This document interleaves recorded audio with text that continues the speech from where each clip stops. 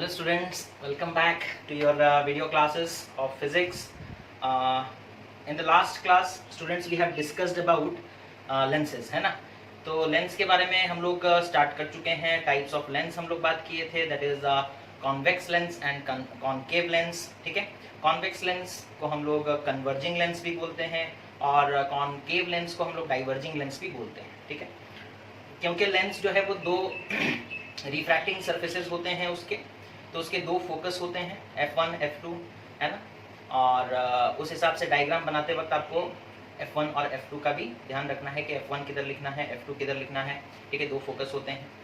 उसके बाद हम लोग पढ़े थे the rules for image formation using lenses. ठीक है, रूल्स क्या है? Any ray coming parallel to the principal axis after refraction passes through the focus, any ray coming through the focus after refraction becomes parallel to the principal axis, है ना। तो इस तरीके से हम लोग रूल्स पढ़े थे।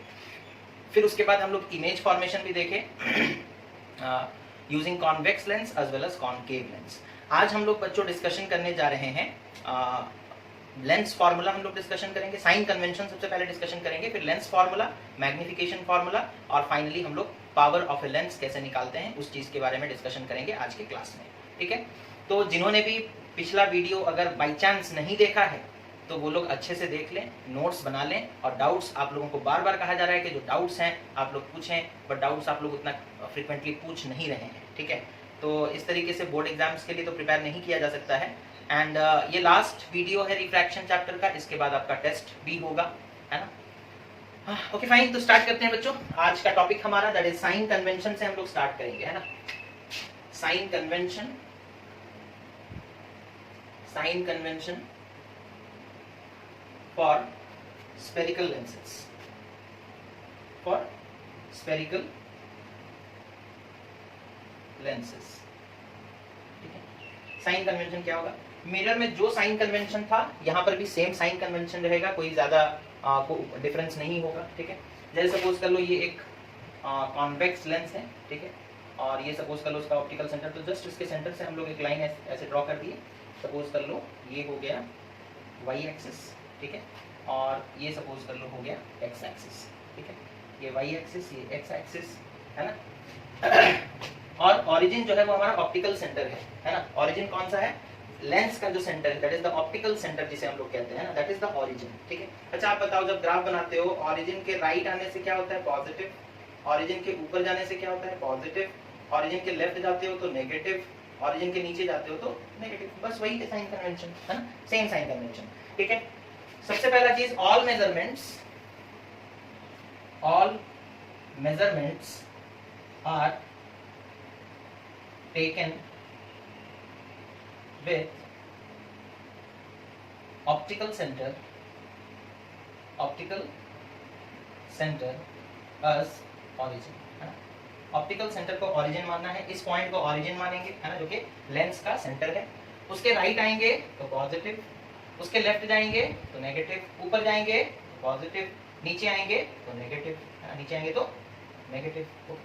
ये साइन कन्वेंशन। ठीक है, जैसे ऑब्जेक्ट यहाँ पर रखा गया है सपोज कर लो, ठीक है, तो आप ऑप्टिकल सेंटर से लेफ्ट आ रहे हो यानी कि ऑब्जेक्ट डिस्टेंस क्या होगा? नेगेटिव होगा, है ना। दैट इज ऑब्जेक्ट डिस्टेंस जिसे हम लोग यू कहते हैं, वो क्या हो जाएगा? नेगेटिव। सपोज कर लो इमेज यहाँ पर बना है, ठीक है, अच्छा इमेज का डिस्टेंस, इमेज यहाँ बना और ऑप्टिकल सेंटर से आप मेजरमेंट करोगे तो किधर जाओगे? राइट जाओगे, है ना, इधर जा रहे हो तो यहाँ से यहाँ तक का डिस्टेंस सपोज कर लो v, और वो कैसा होगा? पॉजिटिव। कैसा होगा? पॉजिटिव, बिकॉज आप राइट जा रहे हो। अच्छा क्योंकि वो प्रिंसिपल एक्सिस के नीचे है तो उसका ये जो हाइट है वो नेगेटिव हो जाएगा। That is height of image कैसा होगा? प्रिंसिपल एक्सिस के नीचे, यानी कि ओरिजिन के नीचे, ओरिजिन के नीचे वाई एक्सिस नेगेटिव होता है तो हाइट ऑफ इमेज कैसा हो जाएगा? नेगेटिव। ऑब्जेक्ट देखो यहाँ पर खड़ा है, that is height of object कितना हो जाएगा? कैसा होगा? पॉजिटिव या negative? Positive. That is height of object will be positive. Okay, तो यही सब बातें हैं। अगर आप लोग ग्राफ पेपर यूज करते हो, ग्राफ यूज किए हो तो इन सारी चीजों के बारे में आप लोगों को अच्छे से पता होगा, है ना। तो ये है बच्चों sign convention for spherical lenses, है ना। जैसा मिरर में था लगभग पूरा का पूरा वैसा ही लेंस में होता है। ठीक है, तो ये हो गया खत्म। उसके बाद हम लोग बात करेंगे लेंस फॉर्मूला, है ना। लेंस फॉर्मूला के बारे में बात करेंगे। ठीक है, लेंस फॉर्मूला हम लोग किसे कहते हैं? Okay, lens formula. ओके, तो एक ऐसा फॉर्मूला जो इमेज डिस्टेंस, ऑब्जेक्ट डिस्टेंस और फोकल लेंथ को रिलेट करता है, किसके ना लेंस के, उसे हम लोग लेंस फार्मूला कहते हैं। जैसे यहाँ लिखा है the formula which gives the relationship between the formula which gives the relationship between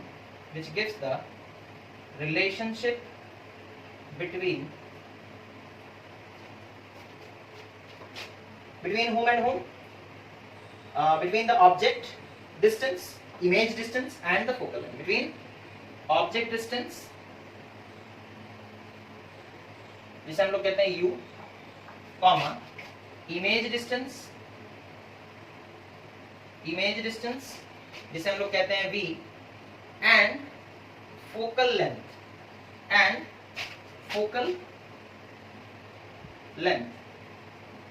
जिसे हम लोग कहते हैं f, is known as lens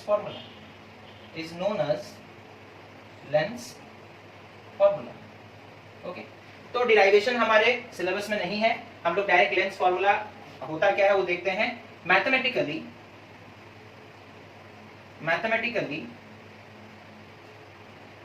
it is written as, mathematically हम लोग लेंस फॉर्मूला को कैसे लिखते हैं ना, 1/v minus 1/u is equals to 1/f, this is lens formula, 1/v minus 1/u is equals to 1/f, okay.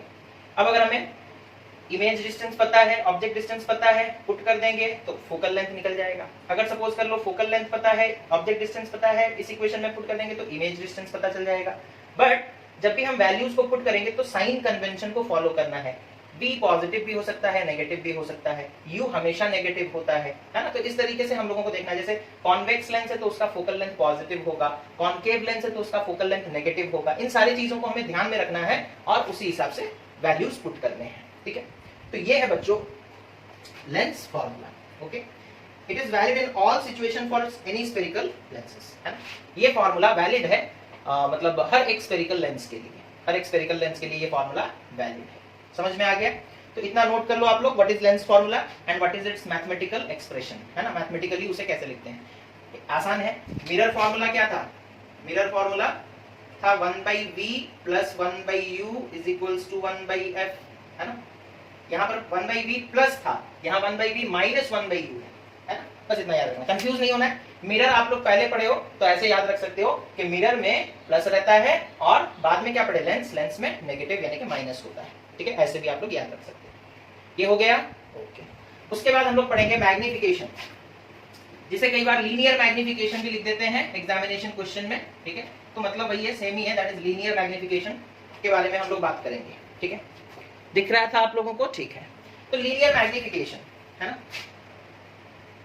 और simply magnification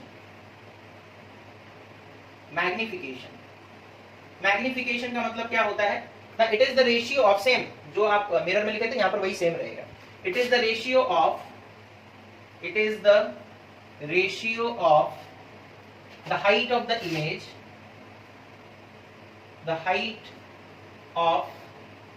image, to the height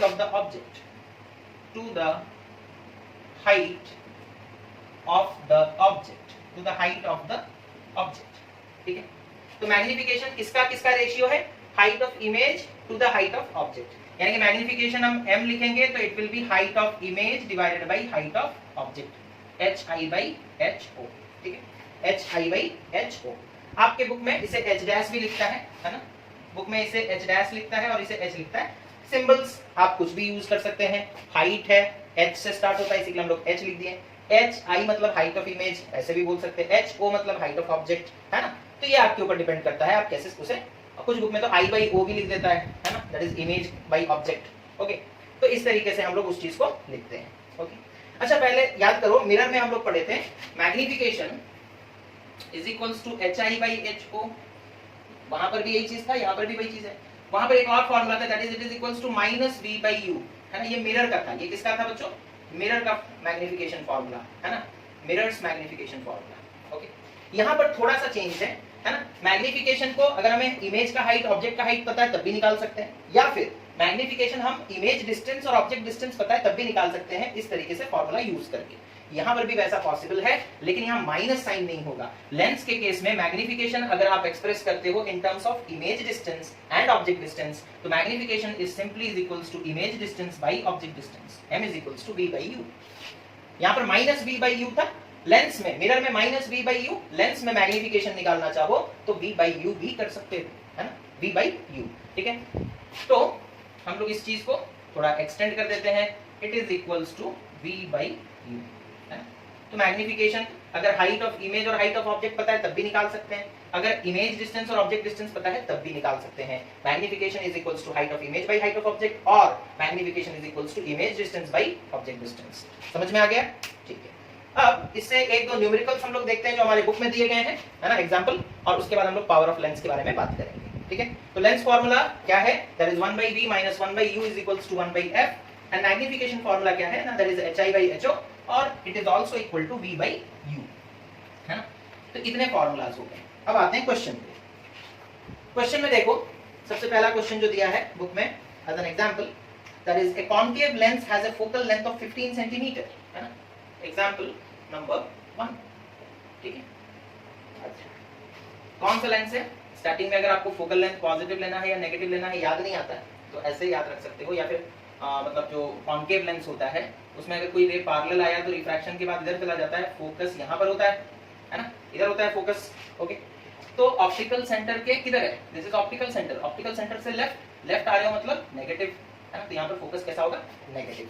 तो यहाँ पर f का वैल्यू कितना दिया है? That is a concave lens has a focal length of 15 centimetre, तो हम लिखेंगे -15 सेंटीमीटर। माइनस क्यों लिख रहे हैं? बिकॉज हमें पता है कि कॉन्केव लेंस का जो प्रिंसिपल फोकस होता है वो ऑप्टिकल सेंटर के लेफ्ट में होता है, और ऑप्टिकल सेंटर से अगर आप लेफ्ट मूव करोगे, ऑप्टिकल सेंटर यानी कि ये ओरिजिन हो गया, ओरिजिन से लेफ्ट आओगे तो ये एक्स एक्सिस में नेगेटिव वैल्यू आ जाता है ना, इधर नेगेटिव होता है। ओके, तो इसी के लिए फोकल लेंथ क्वेश्चन में देगा 15, लेकिन हम लिखते वक्त क्या लिखेंगे? -15। क्या लिखेंगे? -15। Okay, so a concave lens has focal length 15 centimeter. At what distance should the object from the lens be placed? Object distance वो पूछ रहा है, at what distance from the lens should we place an object? तो object कहाँ रखना है वो पूछ रहा है, तो नहीं पता हमें, क्वेश्चन मार्क दे दिए उसे। Okay, so that it forms an image 10 centimeter from the lens. Image बनेगा कहाँ पे? इमेज बनेगा कितने दूरी पर? 10 सेंटीमीटर के दूरी पर बनेगा। ठीक है, अच्छा, इमेज जो बनता है कॉन्केव लेंस में, इमेज भी लेफ्ट हैंड साइड में ही बनता है, अगर आपको डायग्राम याद होगा तो, है ना, इमेज किधर बनता है? लेफ्ट हैंड साइड में ही बनता है, तो इमेज डिस्टेंस भी -10 सेंटीमीटर होगा, है ना।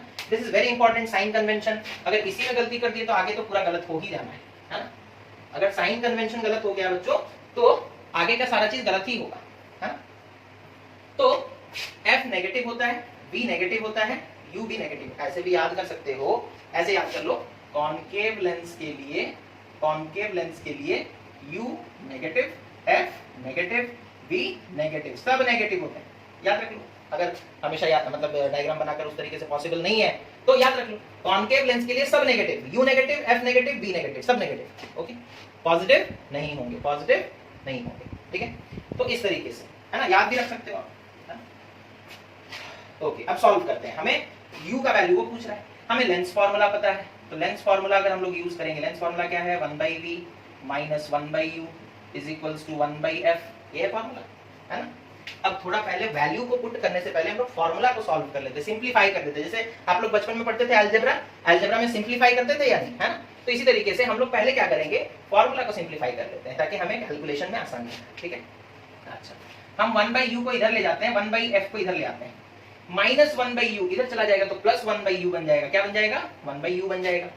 1/f इधर आ जाएगा, इधर प्लस है, इधर आएगा तो नेगेटिव हो जाएगा, तो it will be written as 1/v - 1/f, 1/v - 1/f। Okay, अब इसे और थोड़ा सिंपलीफाई कर लेते हैं, that is 1/u is equals to v और f का एलसीएम कितना हो जाएगा? v * f, है ना, और ऊपर में क्या हो जाएगा? f - v, है ना। एलसीएम लेना तो जानते होगे ना आप लोग, जैसे हम लिखेंगे 1/3 + 1/4 या -1/4, ठीक है।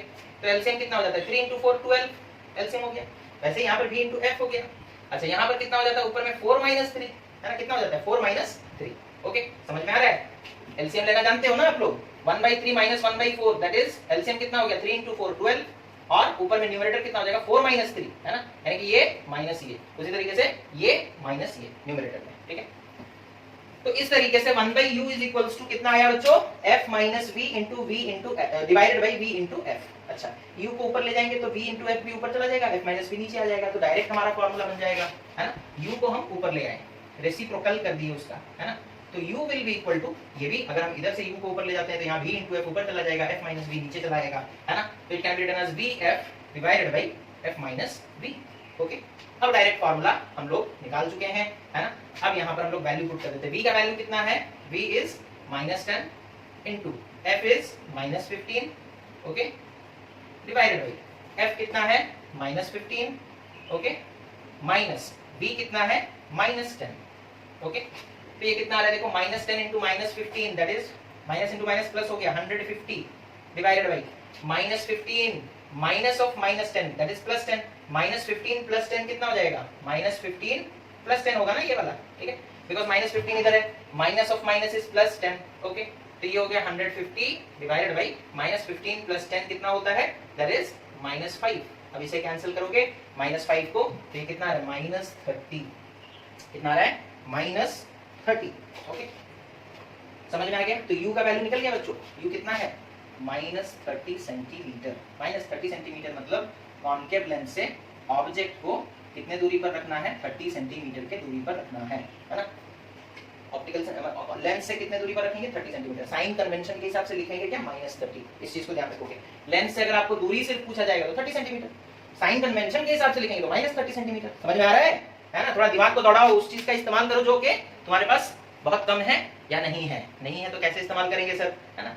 तो थोड़ा डेवलप करो, अभी तो ऐसे भी लॉकडाउन चल रहा है ना, खाना पीना अच्छे से करो, बादाम वगैरह खाओ, थोड़ा दिमाग बढ़ेगा, है ना। तो हम लोग इस चीज को पहले फॉर्मूला को हम क्यों सिंप्लीफाई करिए, बिकॉज बहुत सारे बच्चे क्या करते हैं, डायरेक्टली जब वो v f ये सब वैल्यू पुट करते हैं ना, कैलकुलेशन में गलती कर देते हैं, कैलकुलेशन में गलती कर देते हैं। तो अगर आप अलजेब्रा थोड़ा बहुत जानते हो तो इसको पहले सिंप्लीफाई कर लो, सिंप्लीफाई करने के बाद वैल्यू पुट कर दो तो ज्यादा आसान होगा सॉल्व करना, है ना। तो ये हो गया। So the answer is how much, -30 centimetre. u का वैल्यू कितना आ गया, -30। अब उसके बाद वो मैग्निफिकेशन पूछा है, क्या पूछा है, मैग्निफिकेशन कितना होगा। तो मैग्निफिकेशन का फॉर्मूला लेंस में क्या है, magnification is equals to height of image by height of object या फिर v बाई u। अच्छा, हमें इस क्वेश्चन में तो हाइट वाइट कुछ दिया नहीं है, तो ऑब्वियसली हम मैग्निफिकेशन निकालेंगे v बाई u करके, है ना। तो magnification is equals to v by u, v कितना निकला है, v कितना दिया है, that is -10 divided by u कितना आया है, -30, माइनस माइनस कैंसिल हो गया बच्चों, 0 0 cancel, 1/3 that is 0.33। Magnification positive आया है ना। मैग्निफिकेशन अगर पॉजिटिव है, मैग्निफिकेशन अगर पॉजिटिव है तो इमेज कैसा बनता है, virtual and erect, virtual and erect. ये आप लोगों को पढ़ाएगा था मिरर पढ़ाते वक्त, है ना। और अगर मैग्निफिकेशन नेगेटिव आएगा तो इमेज कैसा है, real and inverted, real and inverted, ठीक है। इस चीज को ध्यान रखोगे, शॉर्ट क्वेश्चन बन जाता है इससे कई बार, है ना। मैग्निफिकेशन अगर पॉजिटिव है तो इमेज का नेचर बताओ कैसा होगा, वर्चुअल एंड डायरेक्ट। मैग्निफिकेशन अगर नेगेटिव है तो इमेज का नेचर बताओ कैसा होगा, रियल एंड इन्वर्टेड। समझ में आ रहा है, शॉर्ट क्वेश्चन के आकार में पूछा जा सकता है। हो गया ये पहला एग्जांपल खत्म, इसे मिटा दें, ठीक।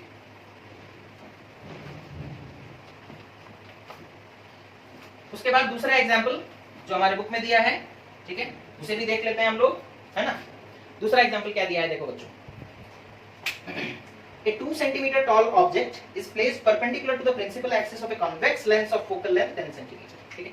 पहले तो देखो convex lens, है ना, रे लेकर के आए, यहाँ से पास किया, यहाँ फोकस है, ऑप्टिकल सेंटर यहाँ, तो इधर जा रहे हैं, राइट में जाओगे तो फोकल लेंथ क्या होगा, पॉजिटिव। तो फोकल लेंथ कितना है, 10 सेंटीमीटर, तो पॉजिटिव होगा, यानी कि सिर्फ 10 सेंटीमीटर लिखेंगे, -10 सेंटीमीटर नहीं लिखेंगे, बिकॉज कॉन्वेक्स लेंस का फोकस किधर होता है ना, राइट की तरफ। लेफ्ट में भी होता है बट हम लोग कौन सा लेते हैं, राइट वाला। ऑब्जेक्ट इधर रखोगे ना, object is always placed left to the lens, है ना, वो हमेशा लेफ्ट हैंड साइड में ही रखा जाएगा।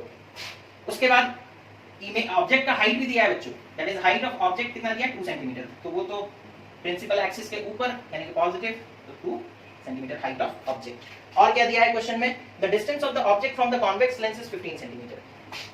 ऑब्जेक्ट लेंस से कितने दूरी पर है, 15 सेंटीमीटर, कितने दूरी पर है, 15, लेकिन ऑप्टिकल सेंटर से ऑब्जेक्ट की तरफ आओगे लेफ्ट यानी कि -15, तो u इज -15 सेंटीमीटर, है ना, u इज -15 सेंटीमीटर, ओके। तो ये हो गया आपका u का वैल्यू, ओके। अब हम लोगों से पूछा क्या, find the nature, position and size, यानी कि पोजीशन यानी कि इमेज कहाँ बनेगा वो निकालना है, नेचर यानी कि वो इरेक्ट मतलब वर्चुअल होगा या रियल होगा वो बताना है, एंड साइज यानी कि हाइट ऑफ इमेज भी निकालना है। ठीक है, इतना सारा काम हम लोगों को करना है। तो क्या काम करना है, फर्स्ट किसी भी प्रॉब्लम को सॉल्व करने से पहले you have to identify the problem, है ना, प्रॉब्लम हमसे क्या डिमांड कर रहा है और प्रॉब्लम में गिवन डाटा क्या क्या है ना। तो हम लोग डाटा जो भी दिया गया था, एफ का वैल्यू दिया था लिख दिए, हाइट ऑफ ऑब्जेक्ट दिया था लिख दिए, यू का वैल्यू 15 बोला था 15 सेंटीमीटर पर है, लेकिन हमें पता है कि वो -15 होगा बिकॉज ऑब्जेक्ट हमेशा लेफ्ट में रखा जाता है। तो अब लेंस फॉर्मूला हम लोग यूज करेंगे। हमें पता है 1/f is equals to 1/v minus 1/u, या फिर ऐसे भी हम लोग पहले लिखे थे 1/v minus 1/u is equal to 1/f, एक ही चीज है। अब हमें v निकालना है बच्चों, तो u को इधर ले आते हैं, है ना, 1/f 1/u माइनस 1/u है, उधर जाएगा तो प्लस 1/u हो जाएगा, plus 1/u is equals to 1/v, है ना। बस हम क्या किए, माइनस 1/u को इधर ले आए, ठीक है, 1/v इधर ही है, राइट में ही है, ओके, हमें यही निकालना है बच्चों, है ना। तो हम यहाँ एलसीएम ले लो, एलसीएम कितना हो जाएगा f इंटू यू, और ऊपर में न्यूमरेटर कितना हो जाएगा u प्लस f, है ना, u प्लस f, बिकॉज बीच में प्लस है तो u plus f, okay, it is equals to 1/v। अब वैल्यू पुट कर देते हैं, है ना, u का वैल्यू कितना दिया है, u इज -15, f का वैल्यू कितना दिया है, that is +10 divided by f कितना है 10 into -15, it is equals to 1/v, it is equals to 1/v। अच्छा, या फिर हाँ कर लेते हैं इसे solve, -15 + 10 that is -5 divided by 10 into -15 that is -150, okay, minus minus cancel हो गया, इट इज इक्वल्स टू कितना 1/v, है ना, 5 और 50 150 कैंसिल होगा 30, तो हमारा क्या निकल कर आ रहा है देखो 1/v इज इक्वल्स टू 1/30, तो v कितना हो जाएगा 30 सेंटीमीटर, 1/v का वैल्यू है 1/30, तो v का वैल्यू कितना है 30, v का वैल्यू कितना है 30, प्लस आ रहा है मतलब इमेज राइट हैंड साइड में बन रहा है ना, तो ये आंसर v का कितना आ गया, दैट इज +30 सेंटीमीटर, ओके, इतना हो गया। पोजीशन निकालिए, दिस इज द पोजीशन, जब आपसे पूछे पोजीशन बताओ मतलब इमेज डिस्टेंस बताओ, है ना, पोजीशन ऑफ इमेज मतलब इमेज डिस्टेंस बताना होता है ना, इतना कर लोगे। उसके बाद हमसे पूछा है बच्चों हाइट ऑफ इमेज निकालने के लिए। अब इसके लिए तो मैग्निफिकेशन चाहिए होगा, हमें पता है magnification is equals to height of image by height of object and it is also equal to image distance by object distance, है ना। तो magnification height of image by height of object होता है, उसे हम लोग v/u भी लिख सकते हैं, तो इस पोर्शन को हम यूज करेंगे अभी अपने नेक्स्ट क्वेश्चन को सॉल्व करने के लिए। hi/ho is equals to v/u, तो hi कितना हो जाएगा, हमें ये निकालना है, हाइट ऑफ इमेज निकालना है, क्या निकालना है, हाइट ऑफ इमेज, तो हाइट ऑफ इमेज हो जाएगा, हाइट ऑफ ऑब्जेक्ट को उधर ले जाएंगे तो मल्टीप्लाई हो जाएगा v/u into height of object, है ना, v का वैल्यू पता है कितना है 30, u का वैल्यू पता है कितना है -15, सब साइन के साथ पुट करोगे, इनटू हाइट ऑफ ऑब्जेक्ट दिया गया है कितना 2, है ना, इन सबको हम लोग पुट कर दिए, 30 into 2 that is 60 divided by 15, 60 divided by 15 is 4, लेकिन माइनस है तो -4 सेंटीमीटर, -4 मतलब बिलो द प्रिंसिपल एक्सिस, यानी कि इमेज जो बनेगा बच्चों वो प्रिंसिपल एक्सिस के नीचे बनेगा और कितने सेंटीमीटर का होगा, -4 सेंटीमीटर का होगा। तो हाइट ऑफ इमेज निकल गया कितना, -4 सेंटीमीटर, ओके, और नीचे बना है तो इन्वर्टेड है और रियल है ना, रियल एंड इन्वर्टेड, समझ में आ गया। सो ये थे बच्चे दो एग्जांपल्स, किससे ना तो आपके बुक से जो दिया गया था। अच्छा, यहाँ पे मैग्निफिकेशन आप निकाल सकते हैं, magnification is equals to v/u, है ना, v का वैल्यू 30, u का वैल्यू -15 दैट इज -2, मैग्निफिकेशन अगर पूछेगा तो निकाल सकते हैं। हाइट ऑफ इमेज निकाल लिए, मैग्निफिकेशन निकाल लिए, v का वैल्यू निकाल लिए, जो जो पूछा गया था सारा चीज हम लोग निकाल लिए बाय यूजिंग टू फार्मूला, एक लेंस फार्मूला, दूसरा मैग्निफिकेशन फार्मूला, है ना। तो ये था बच्चों लेंस फार्मूला और मैग्निफिकेशन फार्मूला का एप्लीकेशन, उसे हम लोग कैसे यूज करके क्वेश्चन सॉल्व करेंगे, समझ में आ गया होगा आप लोगों को। अब हम लोग बढ़ते हैं अपने लास्ट टॉपिक की तरफ, that is power of a lens, power of a lens, okay, उसके बारे में डिस्कशन करेंगे। पावर ऑफ ए लेंस क्या होता है,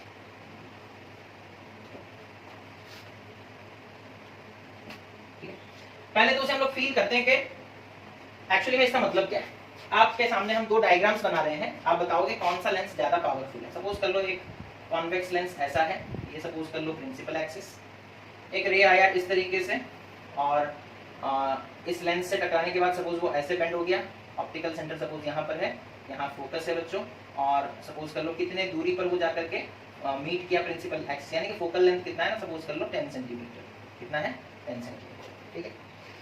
अब यहाँ पर हम लोग एक लेंस, वही कॉन्वेक्स लेंस बनाते हैं, थोड़ा पतला बनाते हैं, ठीक है। और सपोज कर लो एक रे लेकर के आते हैं पैरेलल, और रिफ्रैक्शन के बाद सपोज वो यहाँ पर मीट किया, सपोज ये ऑप्टिकल सेंटर है, ये हो गया फोकस, ये हो गया फोकस, ओके। अच्छा, इस बार देखो डिस्टेंस कितना है, सपोज कर लो 20 सेंटीमीटर। पावर का मतलब होता है कौन सा लेंस ज्यादा बेंडिंग प्रोड्यूस कर रहा है ना। आप बताओ, ये वाला ये पहला लेंस था, है ना, और ये दूसरा लेंस था, ठीक है। बताओ कौन ज्यादा बेंड कर रहा है लाइट को। पैरेलल लाइट आया, बेंड हुआ, और 10 सेंटीमीटर के अंदर ही अंदर वो प्रिंसिपल एक्सिस को क्रॉस कर गया। लेकिन यहाँ पर देखो एक पैरेलल लाइट आता है ना, पैरेलल रे ऑफ लाइट आता है, और वो बेंड होता है, लेकिन ज्यादा बेंड नहीं हो पाता, वो बहुत दूर में जाकर के प्रिंसिपल एक्सिस को 20 सेंटीमीटर में जाकर के मीट करता है। तो ज्यादा बेंड ये कर रहा है, ज्यादा बेंड कौन कर रहा है, ये वाला लेंस, पहला वाला लेंस ज्यादा बेंडिंग प्रोड्यूस कर रहा है। जो लेंस ज्यादा बेंडिंग प्रोड्यूस करता है उसका फोकल लेंथ देखो कम होता है ना, उसका फोकल लेंथ क्या होता है, कम। तो हम ये बोल सकते हैं पावर क्या है, बेंडिंग एबिलिटी, है ना। पावर क्या है, बेंडिंग एबिलिटी, कितना कौन बेंड करता है, जो जितना ज्यादा बेंड करेगा लाइट रे को वो उतना ज्यादा पावरफुल, है ना। पावर ऑफ ए लेंस मतलब bending ability of the lens, bending ability of the lens, है ना। पावर ऑफ लेंस का मतलब क्या हो गया बच्चों, bending ability of the lens. और हम यहाँ पर देखो फिर से हम बता रहे हैं, ज्यादा बेंड कौन कर रहा है, पहला वाला। अगर ज्यादा बेंडिंग हो रहा है तो फोकल लेंथ क्या हो जा रहा है, कम हो जा रहा है। जहां पर बेंडिंग कम हो रहा है, यहाँ पर बेंडिंग कम हो रहा था, है ना। यहाँ पर पैरेलल रे आया और वो बेंड करते करते जाकर के बहुत दूर में जाकर के मिला, है ना, तो फोकल लेंथ ज्यादा आएगा। तो पता ये चला जो पावर है लेंस का वो इनवर्सली प्रोपोर्शनल है फोकल लेंथ से, है ना, इनवर्सली प्रोपोर्शनल है फोकल लेंथ से। यानी कि फोकल लेंथ अगर ज्यादा है, जैसे कि इस केस में, तो पावर कम है। फोकल लेंथ अगर कम है तो पावर ज्यादा है, जैसे इस केस में फोकल लेंथ कम है तो पावर, यानी कि बेंड ज्यादा करवा रहा है। यहाँ फोकल लेंथ ज्यादा है तो पावर कम है, तो फोकल लेंथ ज्यादा होगा पावर घटेगा, फोकल लेंथ कम होगा पावर बढ़ेगा। तो रिलेशन कैसा है, इनवर्स रिलेशन है, inversely proportional to each other. समझ में आया। तो इसी से पावर का फॉर्मूला निकला, that is power of a lens is equals to 1 by focal length in metre. Focal length को आपको किस में लिखना है, क्वेश्चन में सेंटीमीटर में दिया गया होगा, लेकिन आप लिखोगे किसमें, इन मीटर। जैसे आपको दे दिया है फोकल लेंथ 10 सेंटीमीटर है तो उसे हम लिख सकते हैं 0.1 मीटर, लिख सकते हैं ना। अगर हमें फोकल लेंथ दिया है 20 सेंटीमीटर तो हम उसे लिखेंगे 0.2 मीटर, है ना। तो सेंटीमीटर को मीटर में कन्वर्ट कर लेना है, इस तरीके से हम लोग पावर निकाल सकते हैं, ठीक है। अब फाइनल ये समझ में आ गया पावर का फॉर्मूला क्या है, और पावर का एक्चुअल फील आपको आ रहा है कि पावर इसका ज्यादा क्यों है उसका कम क्यों है, बिकॉज ये ज्यादा बेंड करा रहा है वो कम बेंड करवा रहा है। इसका फोकल लेंथ कम है तो पावर ज्यादा है, इसका फोकल लेंथ ज्यादा है तो पावर कम है, पावर कम है, ओके। अब उसके बाद हम लोग आते हैं कॉन्वेक्स लेंस और कॉन्केव लेंस के पावर के बारे में। सपोज कर लो हमारे पास एक कॉन्वेक्स लेंस है,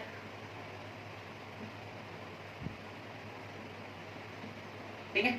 सपोज ये उसका ऑप्टिकल सेंटर है ना, एक रे लेकर के आते हैं बच्चों, आफ्टर रिफ्रैक्शन सपोज यहाँ पे मीट करते हैं, ये हो जाएगा फोकस, है ना, ये हो जाएगा प्रिंसिपल फोकस, ये हो जाएगा प्रिंसिपल फोकस, ओके। अच्छा, यहाँ से यहाँ का डिस्टेंस सपोज कर लो कितना है ना, मान लो 10 सेंटीमीटर, ठीक है। हमसे पूछेगा इस लेंस का पावर बताओ, तो पावर का फॉर्मूला क्या है, power is equals to 1 by focal length in metre, है ना, इन मीटर। इस चीज को फॉर्मूला में ही आप लिख दोगे, नहीं तो बहुत बच्चे गलती कर देते हैं, इसीलिए फॉर्मूला में लिख दो तो गलती नहीं होगा। 1 बाई फोकल लेंथ, अच्छा ऑप्टिकल सेंटर से राइट आ रहे हैं मतलब फोकस पॉजिटिव होगा, है ना, फोकल लेंथ पॉजिटिव होगा, तो हम लोग 10 सेंटीमीटर को कितना लिख सकते हैं, 0.1 मीटर, है ना। तो ये कितना हो गया देखो बच्चों, 1 बाई 0.1 दैट इज 10 बाई 1, है ना, 10 बाई 1। और इसका यूनिट क्या होता है, डायोप्टर। यूनिट क्या होता है, 10 बाई 1 इज 10, 10 बाई 1 इज 10। तो इसे हम लोग लिखेंगे plus 10 dioptre, plus 10 dioptre. Dioptre is the unit of length, sorry unit of power, dioptre, okay. Dioptre is the unit of power, okay. Dioptre is the unit of power, okay. उसी तरीके से तो एक चीज याद रखो, कॉन्वेक्स लेंस का power positive होता है बिकॉज उसका फोकस राइट साइड में है, बिकॉज उसका फोकस राइट साइड में। अगर यहीं पर हमें कॉन्केव लेंस देता, ठीक है, सपोज ये उसका ऑप्टिकल सेंटर, एक रे लेकर के आए पैरेलल, आफ्टर रिफ्रैक्शन वो इधर चला गया, सपोज उसका फोकस यहाँ पर है, फोकस से लेकर के ऑप्टिकल सेंटर का डिस्टेंस सपोज कर लो -10 सेंटीमीटर। माइनस क्यों, बिकॉज ऑप्टिकल सेंटर से लेफ्ट आ रहे हो, फोकस किधर है, ऑप्टिकल सेंटर के लेफ्ट में, तो माइनस आएगा। इसका पावर निकालेंगे तो पावर का फॉर्मूला क्या है, पावर का फॉर्मूला तो सेम रहेगा, that is 1 by focal length in metre, focal length in metre, okay. जिसे हम लोग लिख सकते हैं 1 बाई f का वैल्यू कितना है, -10, तो -10 को लिख देंगे -0.1 मीटर, ओके।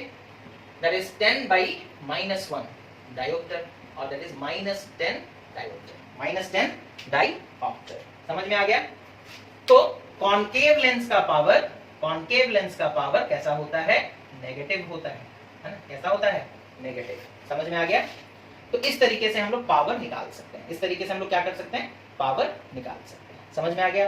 कॉन्केव लेंस का पावर पॉजिटिव होता है बिकॉज उसका फोकल लेंथ पॉजिटिव है, और कॉन्वेक्स लेंस का, कॉन्केव लेंस का पावर नेगेटिव होता है बिकॉज उसका फोकल लेंथ नेगेटिव है, और पावर का फॉर्मूला क्या है? 1 फोकल लेंथ। तो अगर फोकल लेंथ नेगेटिव होगा तो रिजल्ट भी नेगेटिव आएगा, रिजल्ट भी नेगेटिव ही आएगा। ओके फाइन, ये हो गया। उसके बाद अगर सपोज कर लो हमारे पास एक कॉन्केव लेंस है और एक कॉन्वेक्स, दो है, कॉम्बिनेशन पावर, ठीक है। हमारे पास एक कॉन्वेक्स लेंस है जिसका पावर सपोज कर लो कितना है? +3 डायोप्टर। हमारे पास एक कॉन्केव लेंस है जिसका पावर कितना है? सपोज कर लो -2 डायोप्टर। तो इन दोनों को अगर साथ में मिला के रखेंगे तो रिजल्टेंट पावर कितना होगा, है ना? इन दोनों का कॉम्बिनेशन। तो सिंपली ऐड कर दो, +3 डायोप्टर -2 डायोप्टर इज +1 डायोप्टर, है ना? तो कॉम्बिनेशन का रिजल्ट कितना होगा? +1 डायोप्टर। उसी तरीके से सपोज हमारे पास एक कॉन्वेक्स लेंस है जिसका पावर कितना है? सपोज कर लो +2 डायोप्टर। दूसरा भी कॉन्वेक्स ही है ना? उसका पावर कितना है? Suppose +1 dioptre. दोनों को ऐड करेंगे तो +3 डायोप्टर। तो आप समझ गए होंगे कि इनमें बस ऐड मतलब साइन रख के साथ आपको ऐड करना है। कॉन्केव का नेगेटिव होता है तो नेगेटिव लिखोगे और ऐड कर दोगे, कॉन्वेक्स का पॉजिटिव होता है तो पॉजिटिव लिखोगे और ऐड कर दोगे। तो ये था बच्चों आपका चैप्टर रिफ्रैक्शन, जिसमें हम लोग लेंस के बारे में पढ़े और जिसमें हम लोग ग्लास स्लैब के बारे में पढ़े, है ना? रिफ्रैक्शन क्या होता है, रिफ्रैक्शन क्यों होता है, रिफ्रैक्शन किस कंडीशन में कैसा होगा, उन सारी चीजों के बारे में पढ़े, रिफ्रैक्टिव इंडेक्स के बारे में पढ़े। तो बहुत सारी चीजों के बारे में हम लोग पढ़ चुके हैं। अब समय है टेस्ट का।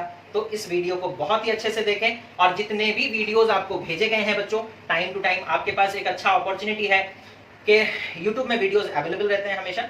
तो आपको जब मन करे आप रिवाइज करने के लिए तो वीडियोस को थोड़ा फास्ट फॉरवर्ड करके भी देख सकते हैं, यानी कि नॉर्मल स्पीड में ना देखें। यूट्यूब में ऑप्शन आता है, ऑप्शन में आप जाकर के स्पीड को थोड़ा बढ़ा सकते हैं, बढ़ा करके भी आप वीडियो को देख सकते हैं, है ना? तो इस तरीके से आपका रिवीजन जल्दी जल्दी भी हो जाएगा, बिकॉज एक चीज को आप पढ़ चुके हो, दोबारा समझने में ज्यादा टाइम नहीं लगता, तो फास्ट फॉरवर्ड करके देख सकते हैं, ठीक है। और अगर किसी चीज को नहीं समझे हैं, इत्मीनान से देखना चाहते हैं, तो उसे आराम से भी देखें और समझें, ठीक है। जो क्वेश्चंस हम लोग यहाँ पर डिस्कशन किए उस हिसाब से आप समझ गए होंगे न्यूमेरिकल्स किस तरीके से आ सकते हैं, ठीक है। तो ये था बच्चों आपका चैप्टर रिफ्रैक्शन। नेक्स्ट चैप्टर है ह्यूमन आई, उसे स्टार्ट करेंगे, बट उससे पहले होंगे टेस्ट। So prepare well. हम लोग नेक्स्ट क्लास में कुछ और क्वेश्चन डिस्कशन करेंगे। आप अपना प्रिपरेशन कंटिन्यू कीजिए। नेक्स्ट क्लास में क्वेश्चन डिस्कशन करने के बाद हम लोग क्या करेंगे? टेस्ट करेंगे, ठीक है। तो दैट इज आज हो गया मंडे। वेडनेसडे को हम डिस्कशन करेंगे क्वेश्चन और डाउट, और उसके बाद आपका आता है फ्राइडे को टेस्ट करेंगे। So all the very best for your preparation. Prepare well, have a nice day.